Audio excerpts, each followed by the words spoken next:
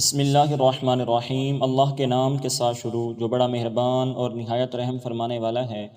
حضرت عائشہ صدیقہ رضی اللہ تعالیٰ عنہا سے روایت ہے، فرماتی ہیں کہ ایک یہودی عورت ان کے پاس آئی تو اس نے عذاب قبر کا ذکر کیا اور ان سے کہا اللہ تعالیٰ آپ کو عذاب قبر سے بچائے۔ عائشہ رضی اللہ تعالیٰ عنہا نے عذاب قبر کے بارے میں رسول اللہ صلی اللہ علیہ وسلم سے دریافت کیا۔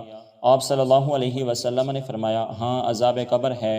عائشہ رضی اللہ تعالیٰ عنہا بیان کرتی ہیں میں نے دیکھا کہ آپ اس کے بعد جب بھی نماز پڑھتے تو عذاب قبر سے اللہ تعالیٰ کی پناہ طلب کرتے تھے۔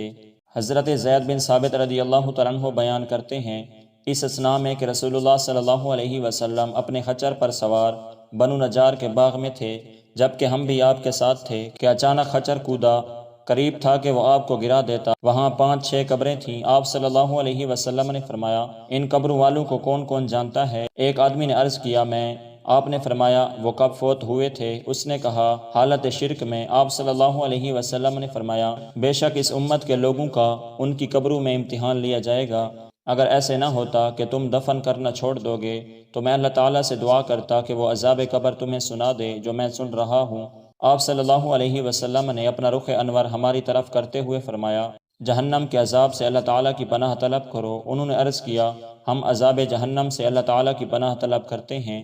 آپ صلی اللہ علیہ وسلم نے فرمایا عذاب قبر سے اللہ تعالیٰ کی پناہ طلب کرو۔ انہوں نے کہا ہم عذاب قبر سے اللہ تعالیٰ کی پناہ طلب کرتے ہیں۔ آپ صلی اللہ علیہ وسلم نے فرمایا ظاہری اور باطنی فتنوں سے اللہ تعالیٰ کی پناہ طلب کرو۔ انہوں نے کہا ہم ظاہری اور باطنی فتنوں سے اللہ تعالیٰ کی پناہ چاہتے ہیں۔ آپ صلی اللہ علیہ وسلم نے فرمایا دجال کے فتنے سے اللہ تعالیٰ کی پناہ طلب کرو۔ انہوں نے کہا ہم دجال کے فتنے سے اللہ تعالیٰ کی پناہ چاہتے ہیں۔